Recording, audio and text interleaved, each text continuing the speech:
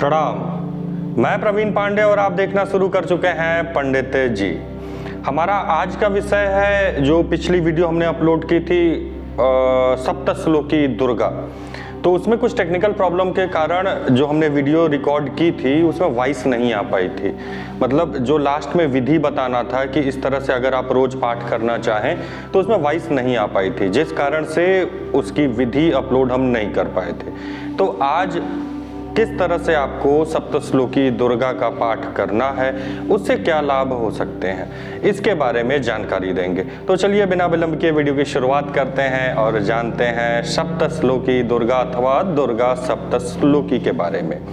उसके पहले एक छोटा सा विनम्र निवेदन कि अगर आप लोगों को हमारे द्वारा दी गई जानकारी अच्छी लगे, ऐसा लगे कि हाँ इसे शेयर करना चाहिए, तो अपने दोस्तों मित्रों में शेयर जरूर करें। साथ ही साथ छोटा सा लाइक बटन वीडियो के नीचे होता है, उसे क्लिक कर दीजिए, हमें प्रोत्साहन उससे मिलता है। सब्सक्राइब करने में चैनल क्या जाता है आपका, सब्सक्राइब कर लें। अभी हम केवल 6500 सब्सक्राइबर पे हैं। कब आपका स्नेह होगा और हम 10,000 के ऊपर जाएंगे, सब कुछ आप पे डिपेंड करता है। चलिए, मुझे लगता है कि अब आप सब्सक्राइब भी कर देंगे, वीडियो को लाइक भी कर देंगे। चलिए वीडियो की शुरुआत करते हैं। सबसे पहले हम बात करते हैं लाभ के बारे में। देखिए, अब ये जान लीजिए कि दुर्गा सप्तश्लोकी को दुर्गा सप्तश्लोकी अथवा सप्तश्लोकी दुर्गा क्यों कहा जाता है। इसलिए कहा जाता है कि इसमें 7 श्लोक दिए गए हैं, जिस कारण से इसे सप्तश्लोकी कहा जाता है। अगर इसके महत्व की बात करें तो छोटा सा एक वाक्य मैं बोलूँगा, एक शब्द बोलूँगा, ये स्वयं माँ के मुख द्वारा बताया गया है। सो आप इसके महत्व को अच्छे से समझ सकते हैं। बात करें अगर इसके लाभ की, तो जिस तरह से आप ध्यान से पिछली वीडियो देखिएगा, मैं डिस्क्रिप्शन में भी उसका लिंक दे दूंगा, एंड स्क्रीन में भी रहेगा वो। तो अगर आप उसे ध्यान से देखेंगे और समझेंगे उसके अर्थ को, तो आपको समझ में आएगा कि अलग अलग गुण हैं हर एक श्लोक के। कोई किसी गुण को प्रेजेंट करता है, कोई किसी गुण को प्रेजेंट कर रहा है। सो सीधा सा लाभ इसका ये है दुर्गा सप्तश्लोकी का, कि आपके ऊपर आर्थिक समस्या हो, दुश्मनों की समस्या हो, अथवा उच्चाटन हो, मोहन हो, आप स्टूडेंट हैं, पढ़ाई में मन नहीं लगता है, मतलब किसी भी तरह की सिंपल आर्थिक, सामाजिक, बौद्धिक, ये 3 चीज़ों में से किसी को प्रॉब्लम हो क्या सकती है, यही 3 हो सकती हैं। या तो आर्थिक हो, सामाजिक हो या बौद्धिक हो। अगर आपको इन 3 में से कोई भी दिक्कत आ रही है, सामाजिक स्तर पे दिक्कत हो, दुश्मन बहुत बढ़ गए हों, या आर्थिक स्थिति में गिरावट आ रही हो, कोई भी काम ऐसा हो जो कि मुहाने पे लगा हुआ हो, एकदम यकीन है आपको कि हो जाएगा वो काम, ऐन वक्त पे नहीं होता, कोई ना कोई रोड़ा आ जाता है। इसके अलावा अगर कोई अच्छा काम है, आप उसे करना चाहते हैं, परंतु उसमें मन नहीं लग रहा है, कहीं ना कहीं से व्यवधान उत्पन्न हो रहा है, कोई सोची हुई चीज़ नहीं हो रही है, अथवा घर का कोई ऐसा व्यक्ति जो किसी के वश में, किसी के कहने पे कार्य करता हो और किसी के न सुनता हो, ऐसी अगर कोई भी दिक्कत आ रही है, तो आपको निसंदेह ही सप्तश्लोकी दुर्गा का पाठ करना चाहिए, संकल्पित होकर। ठीक, अब मुझे लगता है कि आप ये समझ गए होंगे कि क्या क्या कारण अगर आपके साथ में हो रहे हैं, क्या क्या संकेत मिल रहे हैं, तो आपको दुर्गा सप्तश्लोकी का पाठ करना चाहिए। अब कैसे करना चाहिए उसको देखिए।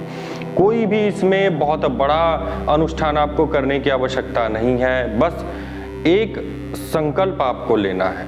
आप कैसे करिए, आप समझ लीजिए कोई आपके साथ दिक्कत है, इस समय की दिक्कत है। अब जॉब करने वाले व्यक्ति अथवा स्कूल कॉलेज जाने वाले व्यक्ति, उनके पास समय का अभाव है। जॉब करने वालों के साथ समस्या ये है, अगर मार्केटिंग के हैं तब तो पूछना ही नहीं, उनके पास खुद के लिए, परिवार के लिए तो समय ही नहीं रहता उनके पास। सो आप करिए कि छोटे छोटे टाइम पीरियड में अपने संकल्प को बांटिए। एक दिन, जिस दिन आपके मन में आवे कि हाँ अब मुझे दुर्गा सप्तश्लोकी का पाठ करना चाहिए, क्योंकि ये दिक्कत बिना माँ की कृपा के नहीं होगी, इसका समाधान नहीं होगा, तो आप क्या करिए कि 7 दिन का संकल्प लीजिए। 7 दिन का नहीं ले सकते, 3 दिन का संकल्प लीजिए। हाथ में जल लीजिए, सीधे हाथ में जल लीजिए, उस पर थोड़ा सा फूल डालिए, अक्षत रखिए और इसके बाद अपना नाम हिंदी में एकदम अपनी भाषा में, हिंदी, उर्दू, पंजाबी, जिसमें भी आपको कंफर्ट फील हो, उस भाषा में जो आपकी लोकल लैंग्वेज हो, रीजनल लैंग्वेज जिसे कहते हैं, तो उस भाषा में आप लीजिए। ज़रूरी नहीं कि आप संस्कृत में लें, विष्णु विष्णु विष्णु करें, नहीं कर पाएंगे। किसी पंडित जी के यहाँ जाने की भी आवश्यकता नहीं है। आप हाथ में जल लीजिए, कोई फूल ले लीजिए, लाल फूल हो तो अति उत्तम है, उस पर अक्षत ले लीजिए और 1 या 2 का सिक्का या 10 का सिक्का उस पर रख लीजिए। कोई सिक्का जिसे द्रव्य बोलते हैं तो उसे आप रख लीजिए। रख के अपना नाम सिंपल बोलिए, पिता का नाम बोलिए, स्थान बोलिए जहाँ पे आप रहते हैं। फिर अपनी मनोकामना बोलिए कि हे माँ, मैं आपकी कृपा प्राप्ति हेतु, अगर आपके दुश्मन ज़्यादा हैं तो माँ मेरे दुश्मन बहुत ज़्यादा हैं, मुझे हमेशा, मतलब एक माँ से जिस तरह से आप बोलते हैं उस तरह से बोलना है। उस तरह से बोल के कि माँ मैं रोज़, अगर आप 3 दिन का संकल्प ले रहे हैं तो माँ 3 दिन का मैं संकल्प ले रहा हूँ, ये अनुष्ठान कर रहा हूँ, 3 दिन का मुझ पे कृपा करें। मैं आपकी कृपा से रोज़ 9 पाठ, 11 पाठ, 21 पाठ, 41 पाठ, 51 पाठ, जितना भी हो सके। भाई 7 श्लोक हैं, कितना टाइम लगेगा? 5 मिनट बस, इससे ज़्यादा नहीं। शुरुआत में 1-2 दिन आपको समय लगेगा। देखिए, अगर समय लगता है आपको, आप उसका पाठ नहीं कर पाते हैं तो वीडियो को देख लीजिए, उसमें मैं धीमे धीमे काफ़ी पढ़ा हूँ। अगर इसके बावजूद आपको नहीं समझ में आता है, नहीं पाठ कर पा रहे हैं, तो आप मुझे कमेंट करिए, मैं किस तरह से इजी वे में उसे पाठ कर सके, उसके शब्दों का उच्चारण कर सके। एक एक शब्द, 2-2 अक्षरों, 3-3 अक्षरों के शब्द को तोड़ के मैं संधि विच्छेद करके जिस तरह से भी हो उस तरह से आपके लिए एक वीडियो बना दूंगा, ताकि आप उसको ईजिली पढ़ पाएं। 1 या 2 बार मेरे साथ दोहरा लेंगे तो आप उसे पढ़ लेंगे। फिलहाल इतना कठिन वो नहीं है। एक बार आप कोशिश करिए, शुरुआत के 2-3 बार आपको दिक्कतें आएंगी, उसके बाद आप हैबिचुअल हो जाएंगे। तो ये संकल्प ले लीजिए। संकल्प लेने के बाद अब पाठ विधि क्या है देखिए। नॉर्मली आप जिस तरह से पूजा अर्चना करते हैं अपने घर में, सेम उसी तरह से करेंगे। आप नहा धो के मंदिर में गए, आसन अपना बिछाया, माँ को तिलक किए, अपने तिलक किए, आप शुद्धिकरण किए, आचमन किए, सब नहीं कर पा रहे हैं तो 1 बार 3 बार जल छिड़क के ओम पवित्रम कर दीजिए।